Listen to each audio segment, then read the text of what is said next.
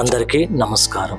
ఈరోజు మనం తెలంగాణ గర్వకారణంగా నిలిచిన దాదాపు 800 సంవత్సరాల చరిత్రను తన రాతి గోడల్లో దాచుకున్న ఒక అద్భుతమైన ఆలయం గురించి తెలుసుకుందాం. సాధారణంగా ఆలయాలకు దేవుడి పేరు పెడతారు, కానీ ఈ ఆలయానికి మాత్రం దీన్ని నిర్మించిన శిల్పి పేరు పెట్టారు. ఆ శిల్పి పేరు రామప్ప. అందుకే ఈ అద్భుతమైన దేవాలయాన్ని రామప్ప ఆలయం అని పిలుస్తారు. అసలు పేరు మాత్రం కాకతీయ రుద్రేశ్వర రామప్ప దేవాలయం. మరి శివుడికి అంకితం చేయబడిన ఈ ఆలయం రామప్ప అనే శిల్పి పేరుతో ఎందుకు ప్రసిద్ధి చెందింది? దాని వెనుక ఉన్న చరిత్ర ఏమిటి? ఈ ఆలయంలోని శిల్పాల్లో దాగి ఉన్న విశేషాలేంటి? నీటిలో తేలుతాయని చెప్పే ఆ ప్రత్యేక ఇటుకల రహస్యం ఏమిటి? అలాంటి ఎన్నో అద్భుతాలను ఇప్పుడు మనం తెలుసుకుందాం. ఆలయం ఎక్కడ ఉంది?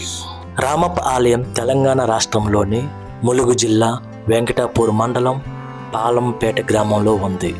ఇది ములుగు నుండి సుమారు 17 నుండి 19 కిలోమీటర్ల దూరంలో, వరంగల్ నుంచి సుమారు 66 నుండి 70 కిలోమీటర్ల దూరంలో ఉంది. హైదరాబాద్ నుంచి సుమారు 209 కిలోమీటర్ల దూరంలో ఈ చారిత్రక ఆలయం ఉంది. చుట్టూ ప్రకృతి అందాలు, సమీపంలో రామప్ప సరస్సు, మధ్యలో కాకతీయుల కళా వైభవాన్ని ప్రపంచానికి చాటి చెప్పే ఈ అద్భుత నిర్మాణం, అది రామప్ప దేవాలయం. రామప్ప ఆలయ చరిత్ర. ఇప్పుడు మనం దాదాపు 800 సంవత్సరాల వెనక్కి వెళ్దామండి. అది కాకతీయుల కాలం. కాకతీయ రాజు గణపతి దేవుడు పరిపాలిస్తున్న సమయం. ఆయన సేనాపతిగా ఉన్న రేచర్ల రుద్రారెడ్డి ఈ ఆలయ నిర్మాణానికి కారణమైనట్లు ఆలయంలోని శాసనాలు తెలియజేస్తున్నాయి. ప్రధాన ఆలయం క్రీస్తు శతాబ్దం 1213 ప్రాంతంలో నిర్మించబడింది. రామప్ప ఆలయ సముదాయం నిర్మాణం సుమారు 1212 నుంచి 1234 మధ్య కాలంలో జరిగినట్లుగా సమాచారం ఉంది. ఈ అద్భుతమైన నిర్మాణానికి రూపకల్పన చేసిన ప్రధాన శిల్పి పేరు రామప్ప. ఆయన ప్రతిభకు గుర్తింపుగా ఆయన నిర్మించిన ఈ ఆలయమే ఆయన పేరుతో ప్రసిద్ధి చెందింది.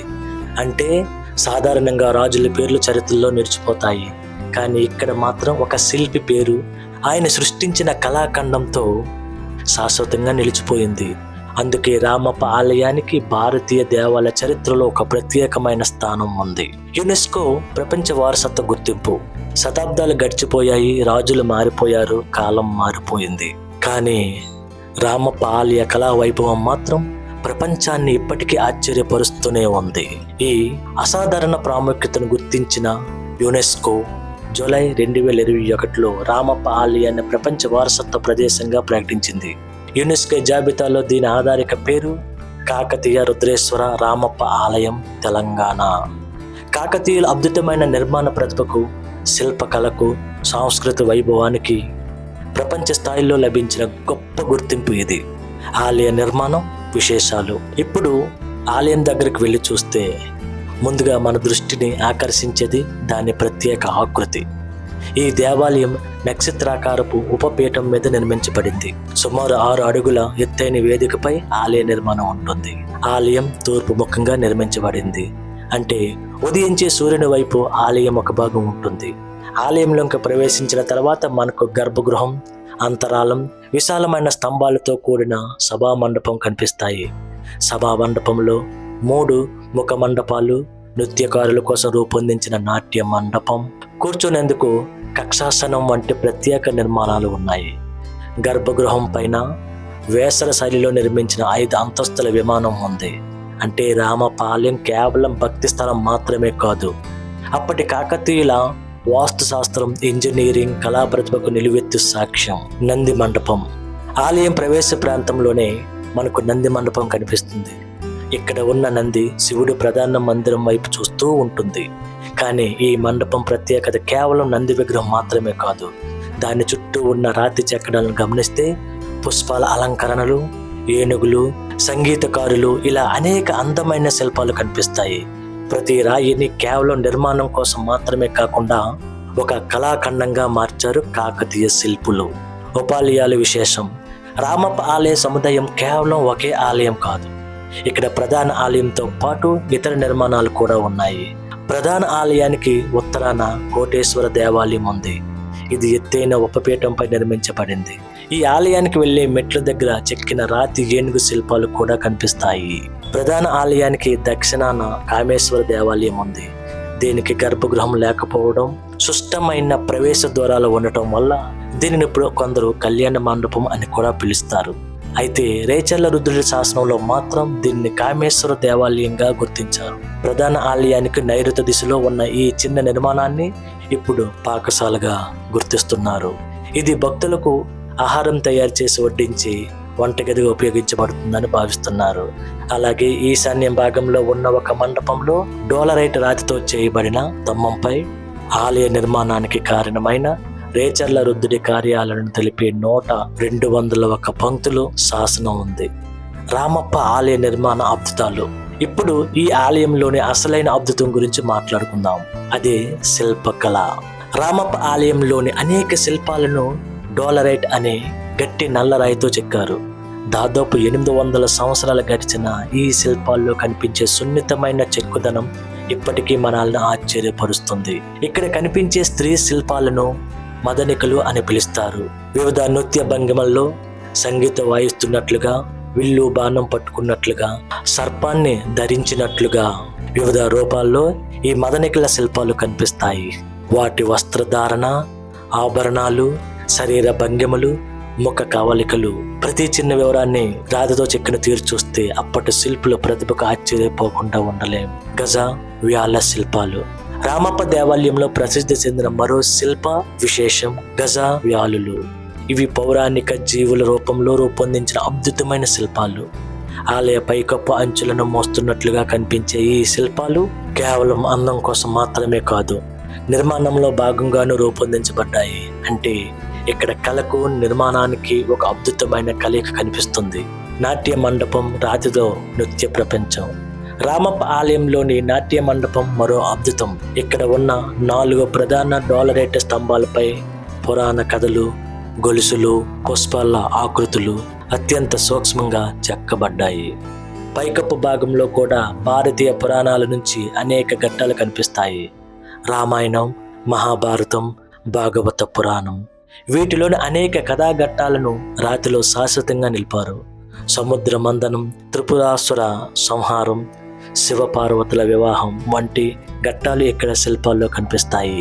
అంటే ఈ ఆలయ గోడలు, స్తంభాలు, పైకప్పు కేవలం రాళ్ళు కాదు, పురాణాలను చెప్పే రాతి పుస్తకాలు. నృత్య శిల్పాల ప్రత్యేకత. ఈ ఆలయంలో 6 అంగుళాల నుంచి 6 అడుగుల వరకు ఉన్న సుమారు 600 నృత్య సంబంధిత శిల్పాలు ఉన్నట్లు సమాచారం ఉంది. పెరిని వంటి నృత్య సంప్రదాయాలను, భంగిమలను కూడా ఈ శిల్పాల్లో చూడవచ్చు. ఈ శిల్పాల ఆధారంగా ప్రముఖ నాట్యచారుడు నటరాజ రామకృష్ణ పెరిని శివతాండవ నృత్య పునరుద్ధరణ కృషి చేశారు. అంటే రామప్ప ఆలయం కేవలం శివాలయం మాత్రమే కాదు, తెలుగు నృత్య చరిత్రకు కూడా ఒక సజీవ సాక్ష్యం. సంగీతాన్ని పలికించే రాతి విశేషం.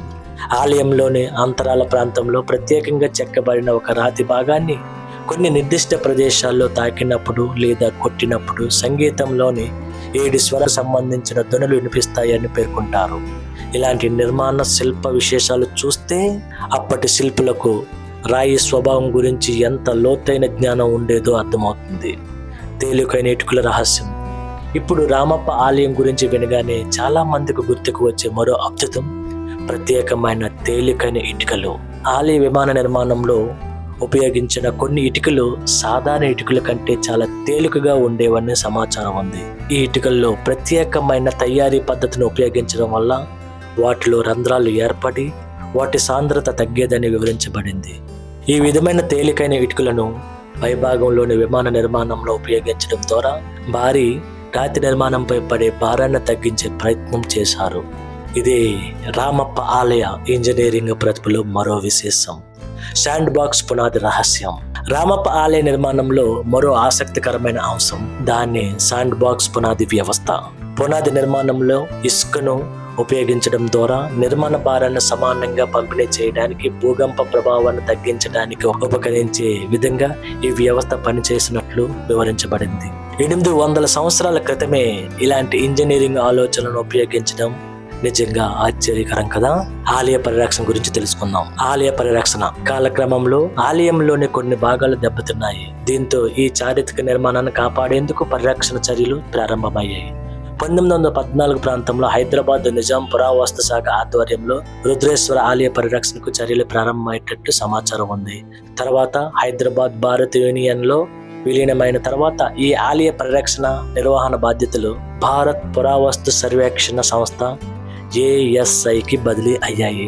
నేటికి ఈ చారిత్రక సంపదను పరిరక్షించేందుకు పునరుద్ధరణ చర్యలు కొనసాగుతున్నాయి. మహాశివరాత్రి ఉత్సవం. శివుడికి అంకితం చేయబడిన ఈ పవిత్ర ఆలయంలో మహాశివరాత్రి ప్రధాన పండుగగా జరుపుకుంటారు. ఈ సందర్భంగా భక్తులు పెద్ద సంఖ్యలో ఆలయాన్ని సందర్శించి రామలింగేశ్వర స్వామి వారిని దర్శించుకుంటారు. భక్తి, చరిత్ర, కళ ఈ మూడు కలిసే ప్రదేశం రామప్ప ఆలయం. రామప్ప ఆలయానికి ఎలా వెళ్ళాలి? ఇప్పుడు ప్రయాణ వివరాలు తెలుసుకుందాం. వరంగల్ నుంచి రామప్ప ఆలయానికి సుమారు 66 నుంచి 70 కిలోమీటర్ల దూరంలో ఉంటుంది. రోడ్డు మార్గంలో ములుగు వైపు ప్రయాణించి పాలంపేట చేరుకోవచ్చు. ములుగు నుంచి రామప్ప ఆలయం సుమారు 15 నుంచి 19 కిలోమీటర్ల దూరంలో ఉంటుంది. హైదరాబాద్ నుంచి రామప్ప ఆలయానికి సుమారు 209 కిలోమీటర్ల దూరం. రోడ్డు మార్గంలో వరంగల్, ములుగు వైపు ప్రయాణించి పాలంపేటలోని రామప్ప ఆలయానికి చేరుకోవచ్చు. రైలు మార్గం. సమీప ప్రధాన రైల్వే స్టేషన్ వరంగల్. అక్కడి నుంచి రోడ్డు మార్గంలో ఆలయానికి చేరుకోవచ్చు. విమాన మార్గం.